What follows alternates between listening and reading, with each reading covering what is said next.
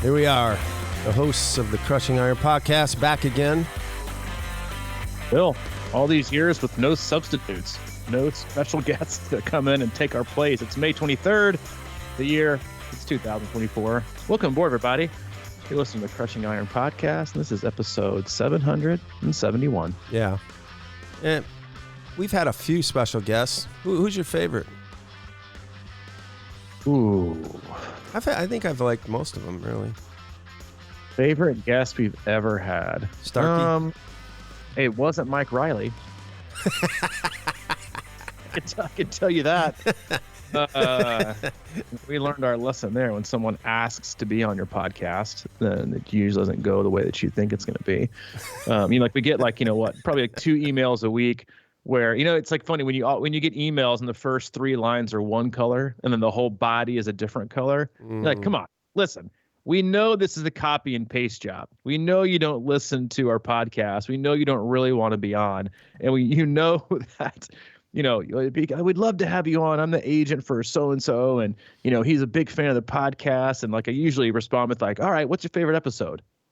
And they get crickets. Well, whenever someone asks to be on your podcast, it's usually not going to go very well.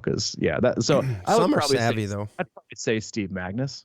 Oh, wow. Interesting. Actually, you know what? No. I would say Dr. Alex Harrison, because I thought he was excellent on the podcast, and I think he gave just a ridiculous amount of information. Oh, yeah, he was good.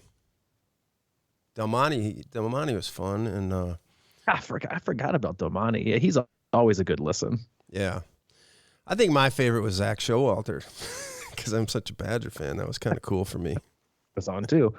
And you know what? Let us know who your favorite guest was. Go back and if you haven't listened to some of those, go back to the archives and the 770 other episodes that we've done, and let us know who your favorite guest was. We've done a lot, but you know what? It's just not really our jam. And to be honest, thank goodness, because we talk about this a lot. It would stress me out to all ends to have to organize a guest every single week, twice a week. Can you imagine having to line up and depend on other people twice a week to come on your podcast and make it good? I'm sure other people can nail it, and that's kind of how they jive. But good God, you and I, it's hard enough for us to do a 20-minute pre-show meeting. I know. We'd have to do research. Yes, I don't have time for that. Maybe Summer, maybe she can organize 2 a week for us. 2 shit. It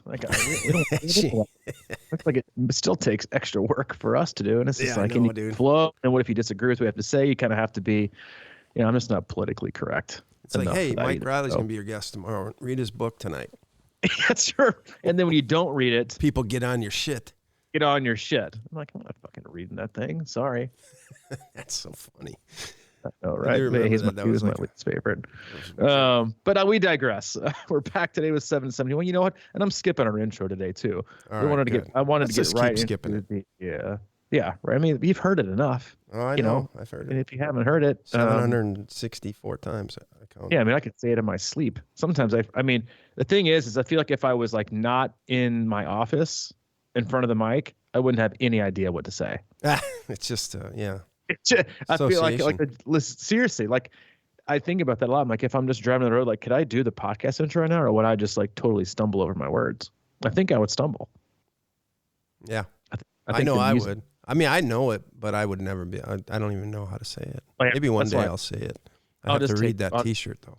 Brad Kimleski's shirt and just kind of take that with me throughout the course of WF5. Whenever I get older, I'll just forget what I'm saying.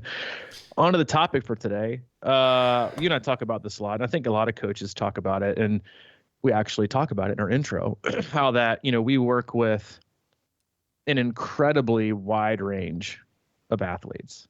And I think most coaching companies do that. I know some coaching companies prefer beginners, some prefer, quote unquote, just the performance, coaches, or just performance level athletes. And I think I even mentioned this last year, was that one of my all-time favorite experiences as a coach was at Ironman Wisconsin last year, in that we had an athlete in the top 10 overall and an athlete in the last 10 overall.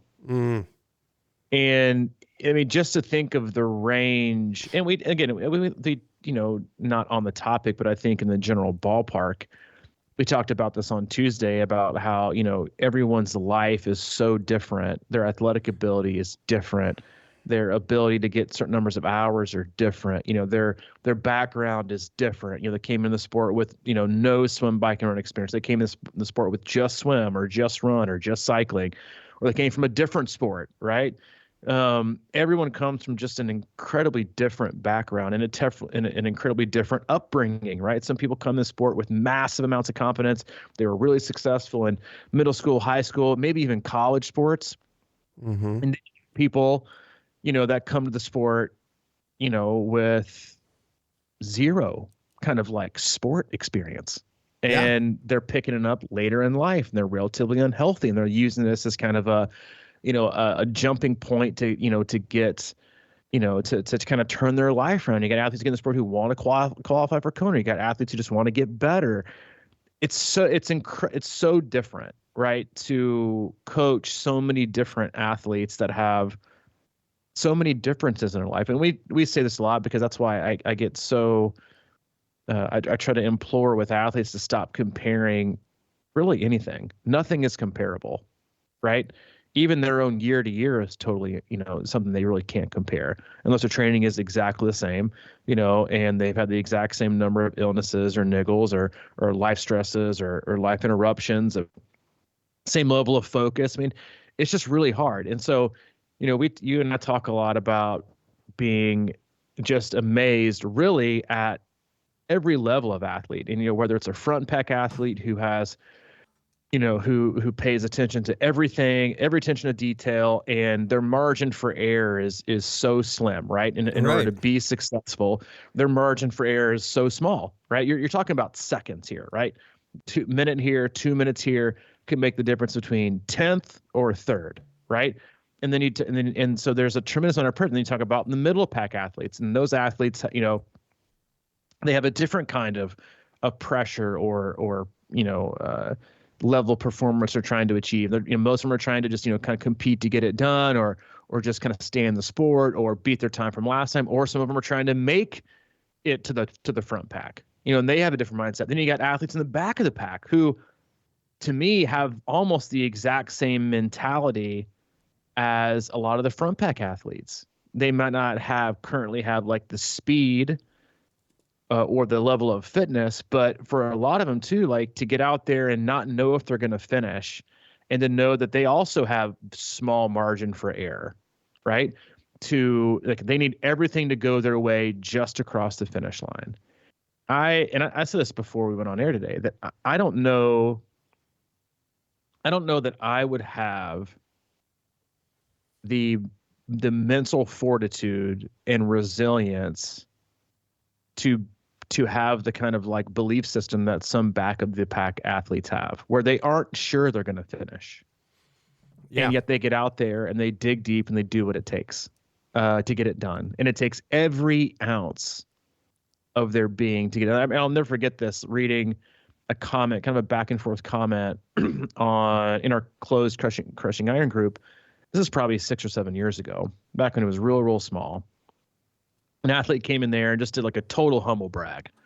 Went out today in the Thanksgiving like turkey trot and ripped off like, a 19 minute 5K with no training, whatever. Then they got soon to be, kicked out later on. But and an athlete below that I work with, commented and was like, I just would totally wish and kill for that kind of a time. Yeah. And it made her feel terrible. But what I responded was that, well, which is better? A naturally gifted 19-minute 5K or a 36-minute 5K that you worked your ass off for and put everything on the line? To me, that one's better. You might not have the fastest time, but you worked harder, you got more out of yourself, and you're better for it. The other person, if we're being honest, wasted more than they gained. They wasted ability, they wasted time, they wasted an opportunity to learn from themselves. And so I think when we look at the differences in not just ability, but the mental and emotional and physical abilities and where people are, like there are certain areas that you have to pull from to be successful. And I think there's things that every athlete, whether you're front pack, middle of the pack, back of the pack athlete, can take from each of those to be better at the current pack that they're in, right? And so just kind of like, in case you don't know what we're talking about, we consider front of the pack athletes like that top, like, 10%, that are battling for like the top of the age, or the fastest people you see on race day. Middle of the pack, that's people who are trying to get at the front or kind of hang out in the middle 80%, and then back of the pack with the last 10%, the ones who come across in the last 10% of the time. I think there's a lot we can all learn, honestly, from all three. Whether they're trying to move up to the front of the pack, whether you're trying to just stay, maybe you're trying to stay in the middle of the pack, and you're getting older, or time is not as easy to come by as it used to be, and you have something to take from maybe the back of the pack and back of the pack. So I think there's a lot to talk through and a lot that we can take as a benefit and maybe learn from, that each individual person has a priority and kind of a gut focus on that we could all benefit from. Yeah, I love that example about that 5K, because it really does come down to, if somebody can just rip off a 18-minute 5K or something, then you wonder if they are wasting potential. When I think of, I actually had an athlete call me out on wasting potential. That's happened many times. And I think that it's interesting because for me, I think back to like something I was not very good at, which was when I started drumming, and I sucked. But I was so into it, man. I was just so into the process. It was just something I always wanted to do, and it made me feel good, and I looked forward to it every day, and I worked and I worked and I worked.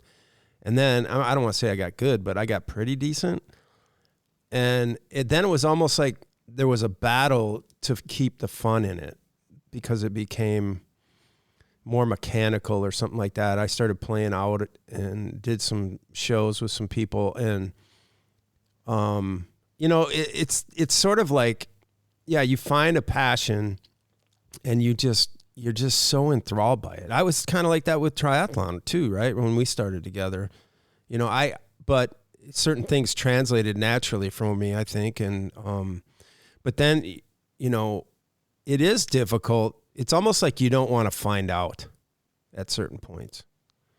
It's like, well, I know I could probably, if I did this and that, I would certainly be better, and I probably have a shot at this or whatever. But what happens when that dream, when you do the work and you realize it's not real? That's just such a, I used to think about this because I lived in Rockford back in the day, and it's the same kind of thing. And I may have talked about it one time, but I always used to have this thing about moving to Denver for some reason. And I lived in Rockford, and nothing against Rockford because I love it, but it's kind of a shithole. And I always had this thing about, well, someday I'll just move to Denver. And it kind of was like a spark for me in a weird way, but I never really wanted to move there, because if I went there and I didn't like it, then I knew it was on me. It was just something to hold out there. And I think a lot of us do that. I think a lot of maybe upper middle pack, people do that, and you're right. It's just such a different mentality. It's just split seconds a lot of time in the front pack. I was talking to a guy I coached, and he is in the front or close to it and up in the front pack. And we were talking about flying dismounts, but like how different that is versus somebody who's just trying to get it done, but it's a small margin for error. And then everywhere in the middle, it's all a continuum, right? So, but I guess my point is that it really starts inside, right? Like what makes you feel good, what gives you joy.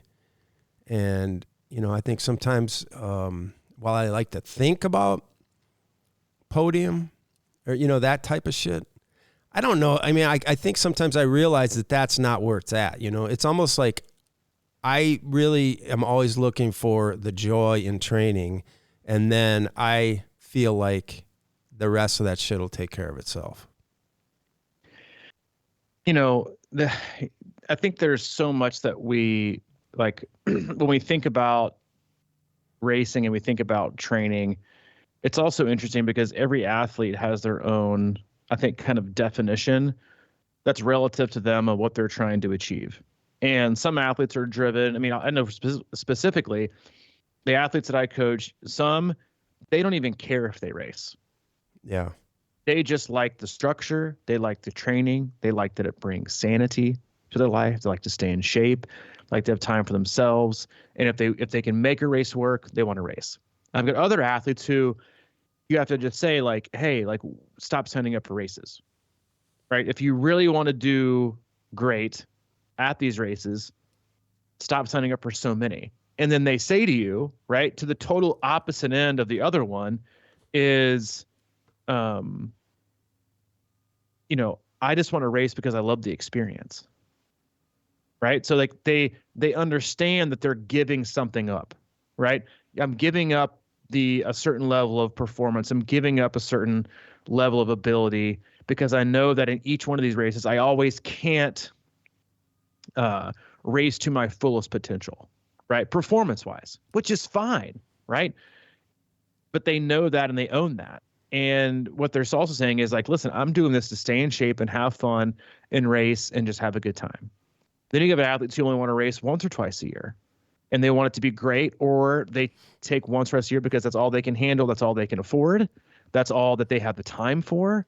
And they put all this pressure into it. You have some that just want to finish. You want some that have won a PR. You have some that have, haven't done one in 15 years. You've got ones that want to do 2 or 3 Ironmans a year.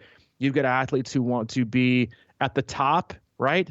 And they only have 10 hours of training a week. You have athletes that are the back of the pack who have 20 hours a week to train. It's all so incredibly different.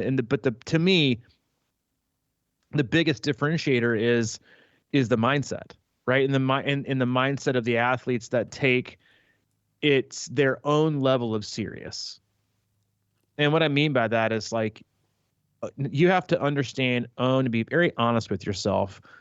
What is your level of honesty with where you really want to go? And I was messaging back and forth with an athlete about this earlier this week.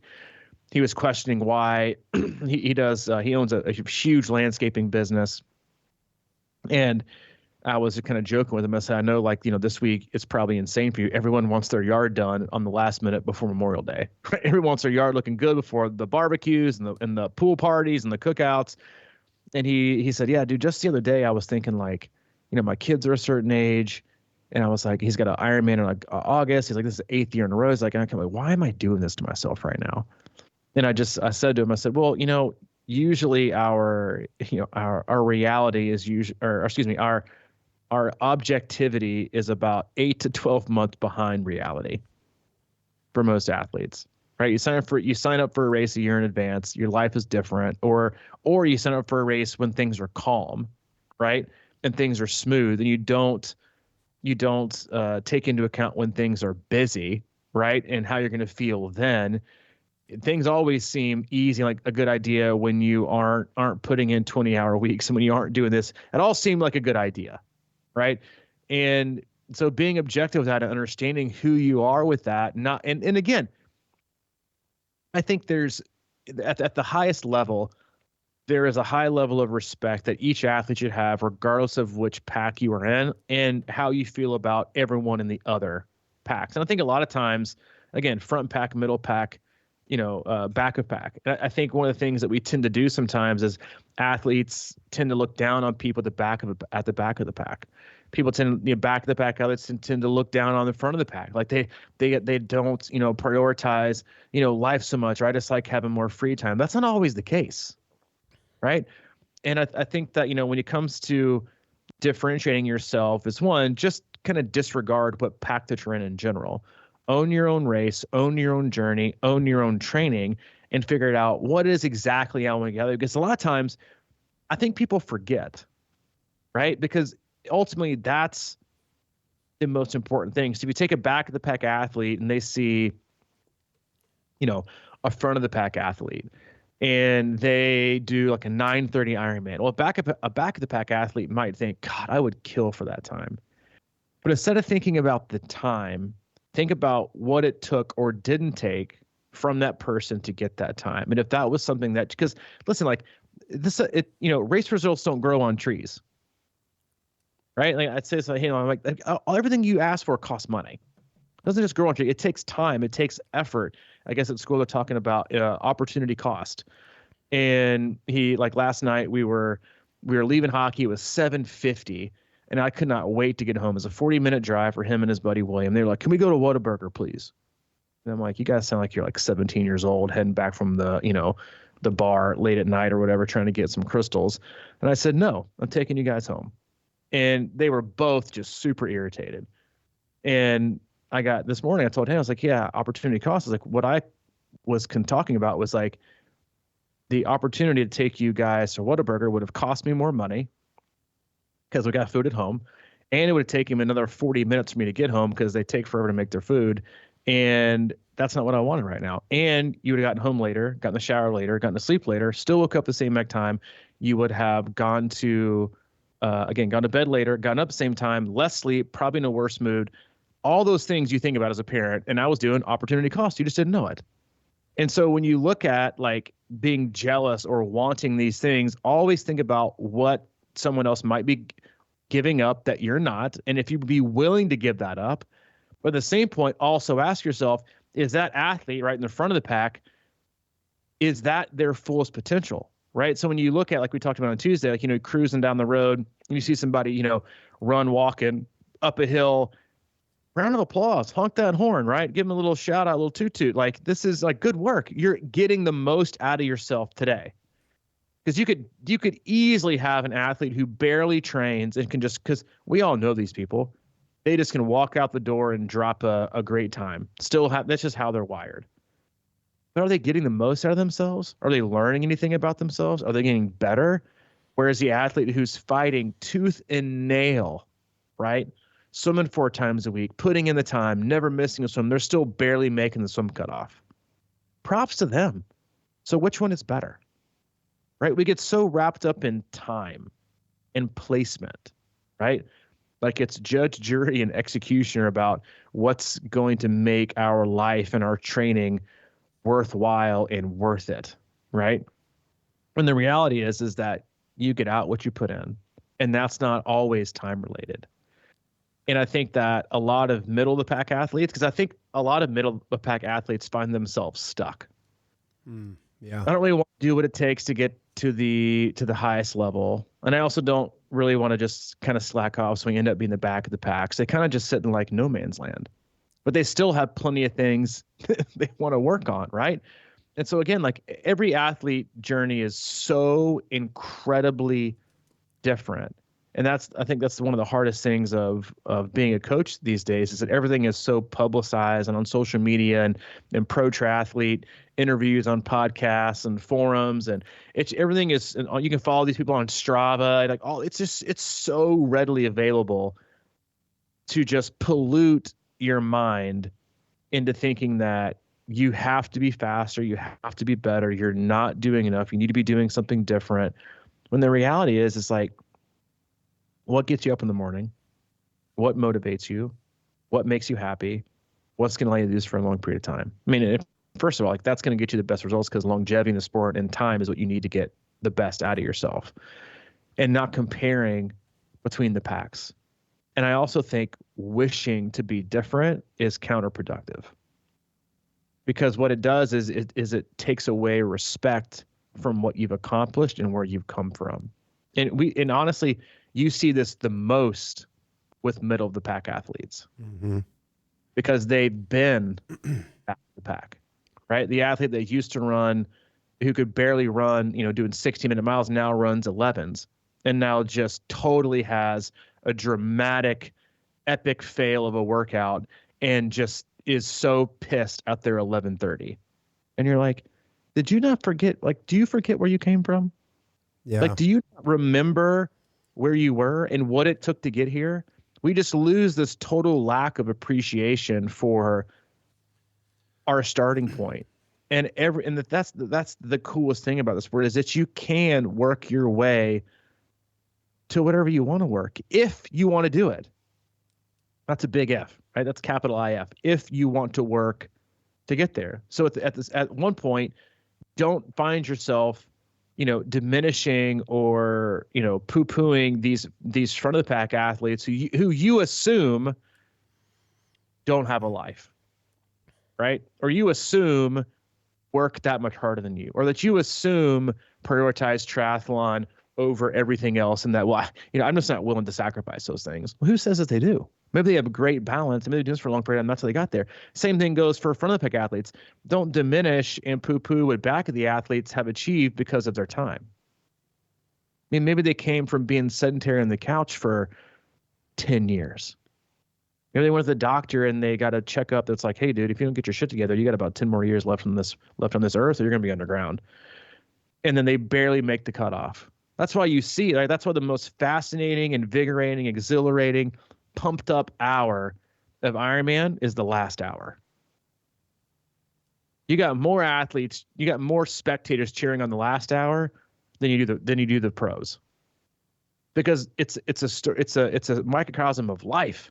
You can see the fight, you can see the energy, you can see the grit that it took this person to get there, and maybe they left no stone unturned. Maybe they did everything right. And them doing everything right got them across the finish line at 16:55. To me, that person got the absolute most out of their training, out of their body, out of their mind, and out of their performance. They get a 10 out of 10. And I think it's been difficult as a coach the last probably 5-6 years to see how much social media has impacted people's ability to feel proud of what they've done, because it's about likes and PRs, and this is what I did, and this is where I am. And all it does is it probably leaves a lot of the people that are quiet, like, searching, and for no good reason, right? We choose to let things impact us. Like I took Facebook, I took the app off my phone, I think 2 weeks ago, because I was like, why am I even on this? I was like, this is so stupid. And I was like, or no, that wasn't. I would read something, I was like, this is the stupidest thing I've ever seen. And I would get irritated. And then I finally said to myself, you are doing this out of your own, like, this is your option you're choosing. If you don't want to feel this way, don't allow it to be there. So I was just like, fuck it, I'm removing it. So now I forget that I have it. I have to go on my desktop and like look something up for like work. But it's been great because I'm not exposing myself to something that would just normally take me out of my good mood, right? And it's my own damn fault. And I think we do that too, like with Strava or with Facebook groups. Is people, there is no time where athletes feel more insecure about their training than when their last 2 weeks of taper, because they read everybody else's peak weeks, everybody else's big, 20-mile brick runs that they're doing, and now everything else comes under question. I'm like, but literally 30 seconds ago, you were super confident. Or yesterday, you're the best run ever, and today you feel like you're out of shape and you're getting worse. And we need to have a 30-minute Zoom call to discuss a different training approach. Like we undulate so much. We've become so, as athletes, I think, just frankly, we've become incredibly moody about everything that we do. Yet if we were solely and 100% focused on our own journey, our own time that we spend and what we're trying to get out of it, then I think we'd be a lot happier and a lot happier with ourselves and what we get out of it. Again, whether you're a 4-hour Ironman guy or a 9-hour, 70.3 person that's barely making it across the finish line. There are wins to be had from that fastest one to the last one. But I think we get so focused on the losses, and then we get so focused on other people's wins, that even the wins that we do have become losses, and for no reason. And I just think that, again, from the front of the pack to the back, like, yes, there are different, we get, you and I get this question a lot. I think all coaches get this question. How do you train, females and males differently? How do you treat, performance athletes versus non? How do you treat older population versus younger population? And there's some slight variances in that, but I'll tell you right now, the biggest differences you see as a coach come from person to person. Nothing to do with age, nothing to do with sex, nothing to do with athlete life cycle. everything to do with life and priorities, everything. That has that's a much larger impact on how you choose to train somebody. Where's their head at? Where do they get motivation from? What excites them? How hard is their life right now? Are they going through a divorce? Are they about to get married? Are they selling a house? Are they changing jobs? Are they about to travel? Is their kid having a bad time? At school, is their kid in the hospital? Are there things they're worried about? Are they coming off being sick? Can you figure out what's wrong with like a pain? Like these are all like cause way more differences between Tim and Tom than it does, Tim and Tabitha. Like, and we make everything so much more complicated when it's already complicated enough, right? People's lives are so incredibly different from each other, but that's not really what we like to put out there. We like to make sure that it seems totally fine and totally together. And I think that's why like coaches can get so frustrated, because we see the real stuff, like behind the scenes. And again, that's why it, just little subtle things like reading an athlete's comment, like makes you want to change. Reading a comment from an athlete has me change a future workout 99% of the time. 1% of the time, I think I'd change a workout because of what I see in numbers. And that's the exact thing about how people race and where they choose to be and how they choose to get there. It's all from the chin up. And that's where we also find validation, motivation, gratitude, fulfillment, nervous, being anxious about a race, but also still towing the line and telling yourself that you've got to, dig deep like that. You find all that there. You don't find it from your calf, right? You find it in your heart and in your head. And those things are the ones that you own and you have to stay focused on. And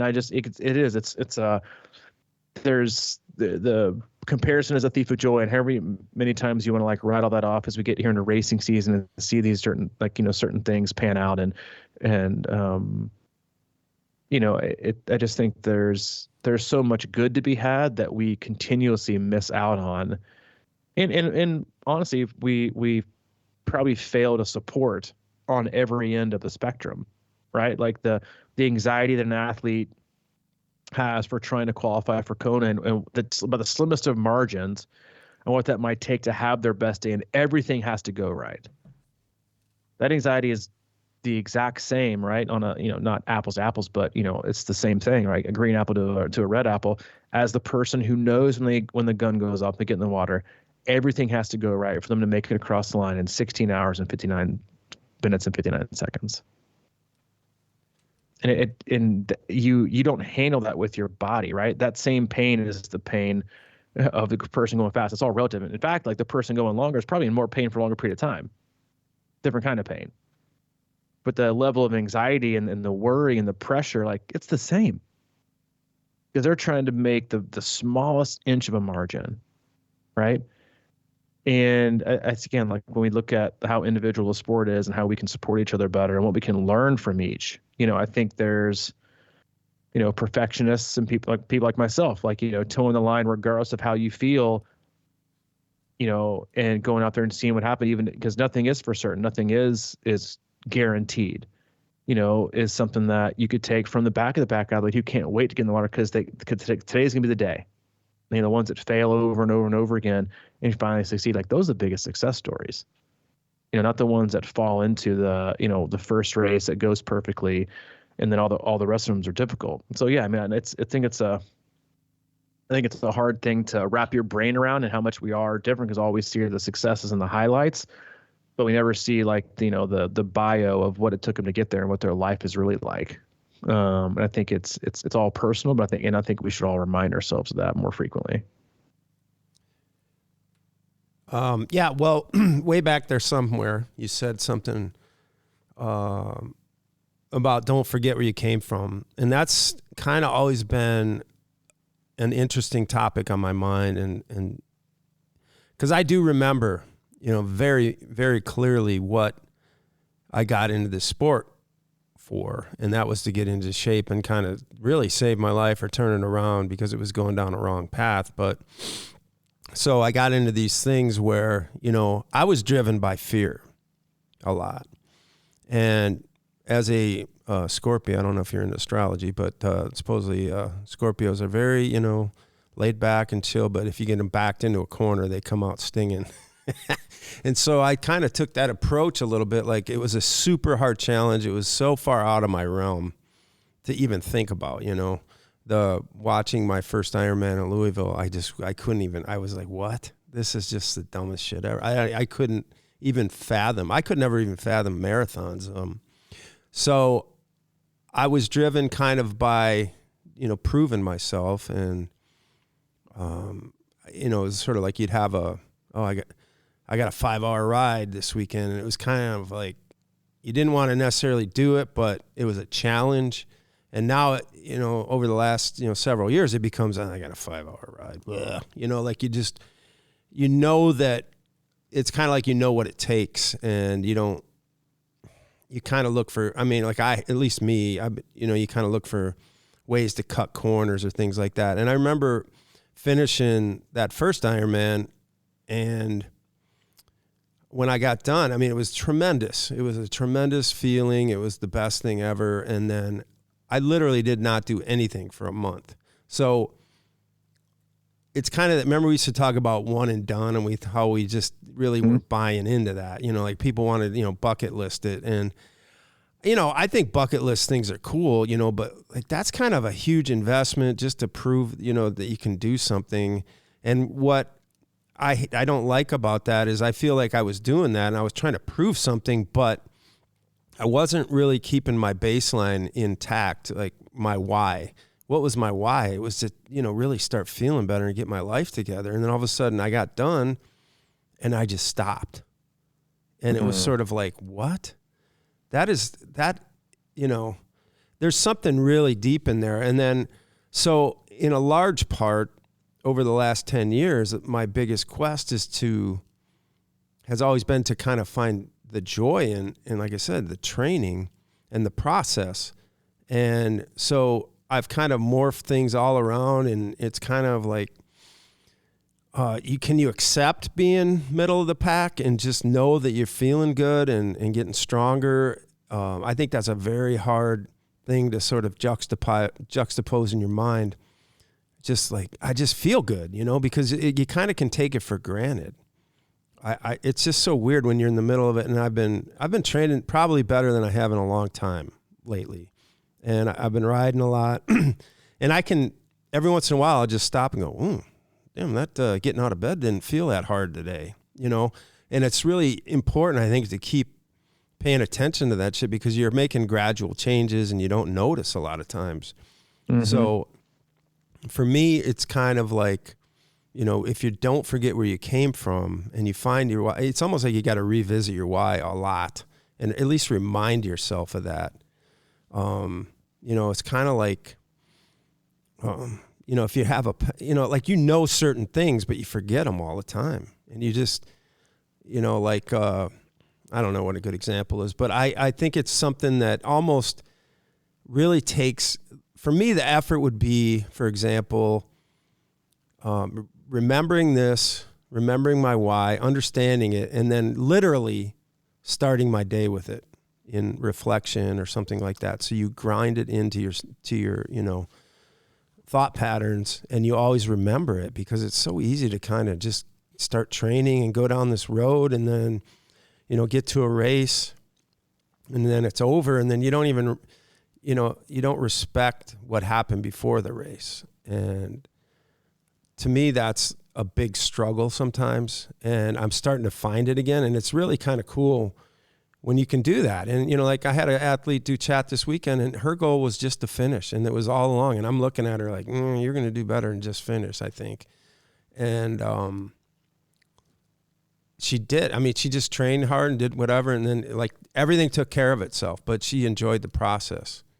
And I think there's something really powerful about that, because, when you put your stake and your worth and your value on the time and the medal and things like that, you can kind of lose track. And I don't know, I do think it's difficult when you can do something, and it's a different kind of difficult to raise that level. and get better at it. I mean, that's why the great ones are great. Yeah. Right. They're I mean, it never takes more than you think, man. It's Yeah. like it makes, yeah, like people are, talk about Michael Jordan or Kobe or Goggins or all these people. Yeah, that, but see, I resonate with them, but I don't resonate that much, because it's like you got to really pretty much be laser focused on being the best. And that comes with a lot of pain. I know we mentioned this I think after I watched it, but I was watching when I was watching that Netflix documentary about the Dream Team. Mm-hmm. And when Kobe was they were trying to get the gold medal back, and they hadn't got it, for like what, two or three Olympic cycles. Oh yeah, Dream Team B. Yeah, something like that. And they were all the guys like Melo and LeBron and sorry, my microphone just fell off. And I think even like D Wade were coming in from like a late night out at like, partying somewhere at like 4:00 in the morning. And there was Kobe coming down the elevator, heading to the gym. And I loved what you said about like, and I think this is why you see so many people do have the sophomore slump, is they take it so seriously and they're so scared and they put so much pressure on being able to finish that after they've done it, they feel like it's a given. I can cut corners. I don't have to be this serious all the time. And maybe you don't, but I think you do. Like we oftentimes, like, we end with the result, and then all of a sudden our why has changed because we feel like another door has been opened. You have a why, like you said, when you first got in the sport, your why was this, and it had a certain level of, it brought a certain level of attention to certain things for you. And then a lot of athletes do the same thing. Then they get a good time and they think, oh, well, now my why has changed. And maybe it does. Maybe that's fair for it to change. I think everyone's why is kind of undulate through time. But I think at the core of like where we get the best out of ourselves, we really know who and what that is in our rawest form. And I think we lose sight of that sometimes in life, and we adopt it because we don't think we have it anymore. We don't want to have it anymore. I say sometimes to athletes, I'm like, hey, are we serious about this or not? And I don't say it to like, to be a hard ass, but I'm thinking, what you told me in your form, what you've been telling me is your goal, I'm not seeing. So where's the disconnect? Do we need to change things up? Or do you need a different, format during the week? Have you lost motivation? And if you have lost motivation, then is this no longer a goal? If it's no longer a goal, then what is a goal?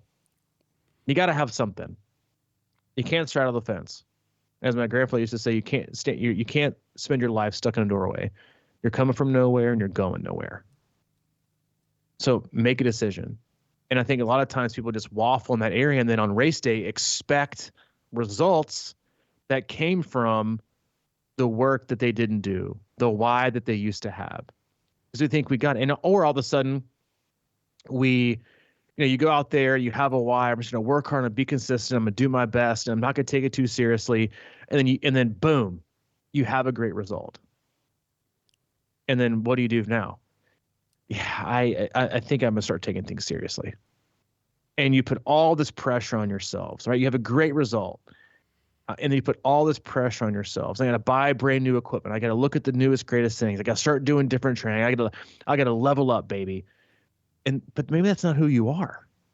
And then you put all this pressure on yourselves, and you start, sacrificing certain things. And then you get to a point, and you're like, now you go to race day, and you're no longer relaxed. You're no longer grateful. You're no longer, in it for the moment and what the race does for you. Now it has to have one outcome, or it's a failure. And you're like, who are you? Totally different, even just from a year. And I think every athlete kind of, if you've been in the sport for long, if you kind of go through these, and I think every athlete at their core knows what kind of approach they have to take to be successful. I mean, I know that for me, that I've talked about the last few weeks, is like, when I look back at the best periods of my training and racing, I kind of have a bit of a chip on my shoulder. And I think some athletes, they they thrive in that. They like that. It gets their juices flowing. It keeps them motivated. It keeps them engaged. Whether it's a real chip on the shoulder or not, like, that's what I know some of the greats do. They'll fabricate, belief systems or whatever that, like, yeah, so-and-so thinks you're terrible. I'm like, I'm going to prove them wrong. And they go out there, they unleash, 60 points to get them going. Some people need that. I think I need that sometimes. Not all the time, but sometimes. And I think that you have to, when people go back, and especially as coaches, like, I'll go back and what worked and what didn't work. And like, well, a lot of times, whatever, it's not what worked physically, it's what worked for you mentally. You're motivated, you didn't miss sessions, because to be honest with you, it's not the training, it's not the intensity distribution, it's not the new protocol, it's not the training platform, it's not the new power meter, it's not the trainer, it's not what I used to have, it's who did you used to be? Who are you when you're at your best? You're not inconsistent, because listen, we're human, right? We love to blame other things and other people. Who were you when you were at your best? That was this. Are you all of those right now? No. Okay, which ones are we missing? This one and this one. Okay. How can we get those back, or how can we replace those? Because I think many athletes, regardless of front of the pack, back of the pack, we start out in the sport and we have a certain level of focus, of motivation, of willpower, of commitment to the training, and we have these bullet points that we know are what we need to be successful as an athlete, and they're written in permanent marker, and then the years go by and we keep doing the sport, but now they're just kind of written in pen, and now they're kind of written in pencil, they're kind of fading, and now some of them are totally erased. Yet, most athletes are still expecting results from the ones that are written in permanent marker. And again, that's not to say that you always have to keep those 5 or however many it is. They can be different, but acknowledging what it is. And again, when you have athletes, like, yeah, well, what was that did so special? It's like, well, we didn't do anything special. You just you had some special. You were special from the chin up. And I tell athletes this all the time. I know you do. What can we do that's better? What can we do that's extra? How can we get to that next? I'm like, listen, you keep being special from the chin up. You keep, hanging in there, keep making smart decisions. You keep having fun. You keep being healthy. You keep your, perspective on how things should go. Like, you keep that, and the sky's the limit. But the more you start, thinking with your body instead of your head, and how things can, be different, or how we can reinvent the wheel, the more opportunity things can get wrong. Because it is the mental and emotional focus for the period of time leading into the race is the hardest part, I think. Athletes get disengaged. They don't want to do it. They need, whatever. They lose focus. And then you take that, right, and you put it over the course of years and years and years and years, and that changes. And that's and again, it's a hard conversation to have with athletes, because that's all on them, right? You can do things for them as a coach to set themselves up for success, right? Physically, with training and load and changing things. But a lot of it is on your ability to do the training and what you think is how it's going to, how you think you can get there the best. And I think every athlete should consistently do that inventory, especially when things start kind of veering off course, and remind yourselves when things are going right that this is what, when it goes right, this is what it should feel like. This is what it should feel like every day. Now, will it feel like that every day? No. Right? You're going to have some days you're going to force yourself out the door. You're going to force yourself to get in the pool.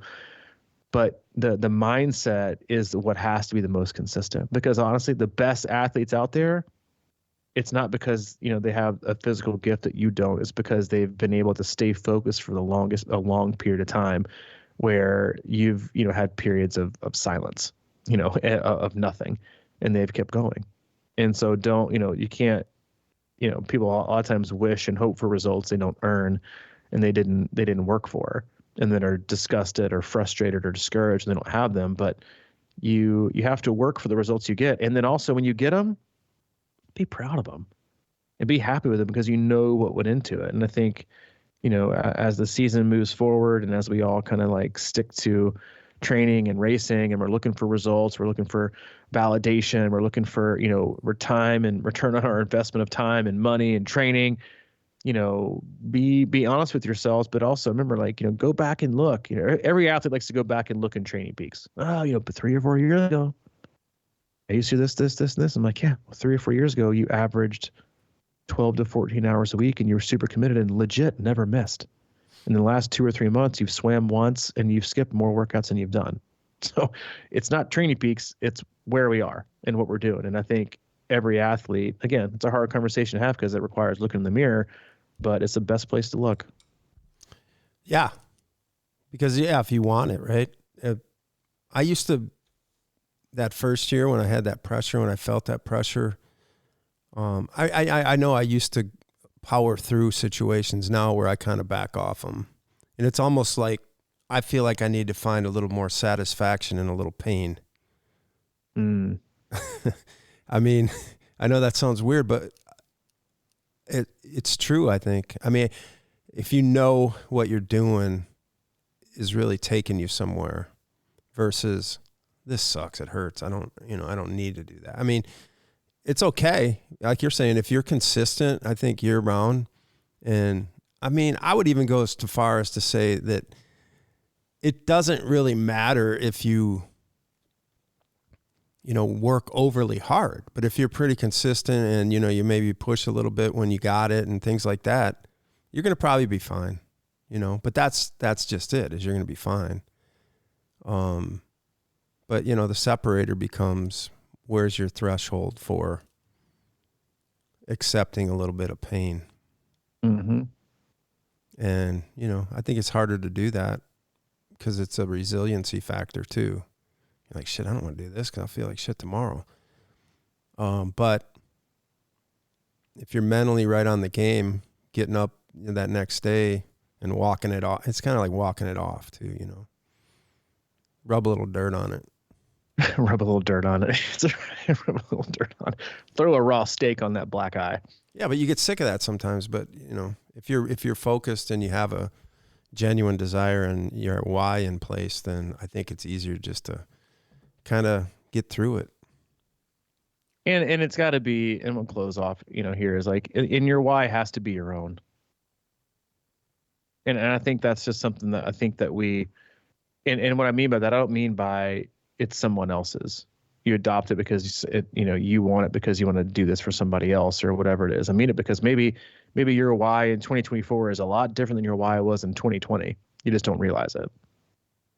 Or 2018 or whatever it is. And you're still trying to operate with pulling from that why, to get you through what you need to get through to get to where you want to go. And you're trying to pull from something that's empty. It's like continuing to go in the refrigerator and taking a gallon of whatever out and pouring a glass, and you realize it's empty, but you keep going back and pouring it, and you're wondering why you're still thirsty. It's empty. It's no longer relevant. Throw it away. Find a new one, right? And I think we just don't. We're like I was kind of saying at the onset of the show, is like we're so late to the party sometimes in realizing how different things are than how differently we planned or thought they would be. And that the later you are to react, the farther behind you become. Because once you realize it and once you figure it out, God, it's so much more fun. And it's and so much more doable than before. And I think that's just, I mean, we get so caught up in more and more and more and harder. And that's what we expect. Like a conversation again yesterday. Hey, I think I need to make it. I'm like, no, instead of thinking about, just had an incredible result, PR 10K in the Olympic, PR on the Olympic, first in his age group. It's like, how can we, I think I need to do some more. I'm like, instead of thinking how we can do more, let's think about what we can get rid of and still be really good and maybe even get better. But everyone wants to explore more when in fact what people have less of is more. People have less time, people have less energy, people have less motivation, but we all think like it's just like we can go to we can run over to Target and go to the Moore aisle and pick up 2 extra boxes of more. And that's all we got this week. Yep. Went to Target. Coach, guess what, man? Went to Target, 15% off. And I got 3 boxes of more hours. Load me up. I got 28-hour days. Boom, baby. Let's do it. And I'm like, no, this shit doesn't work like that.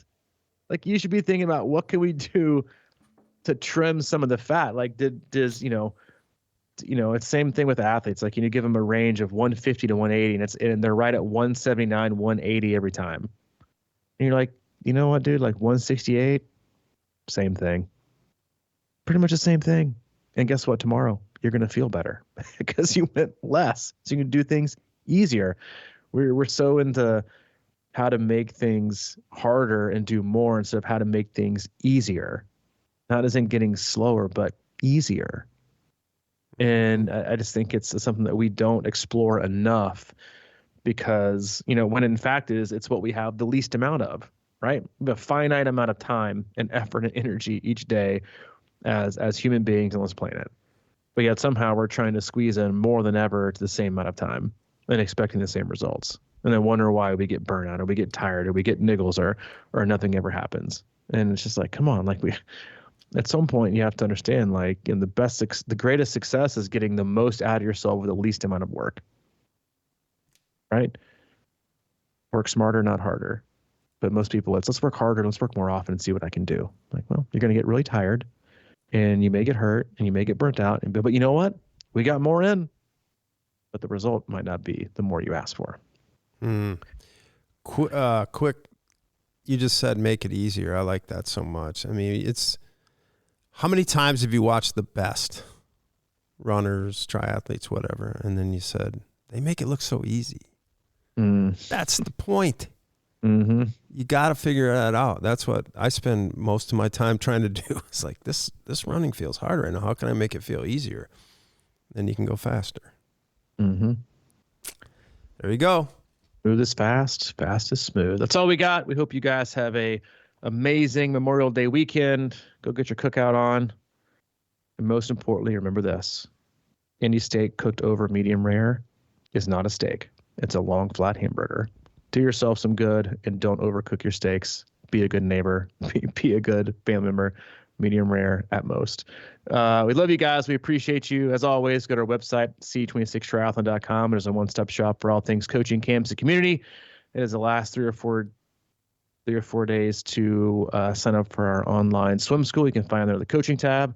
And you can also find the list of our new coaches, all of our coaches there. Find the coach that's right for you. Or if you need help with that, you can always just click and we'll give you a little bit of help and pair you with the perfect coach.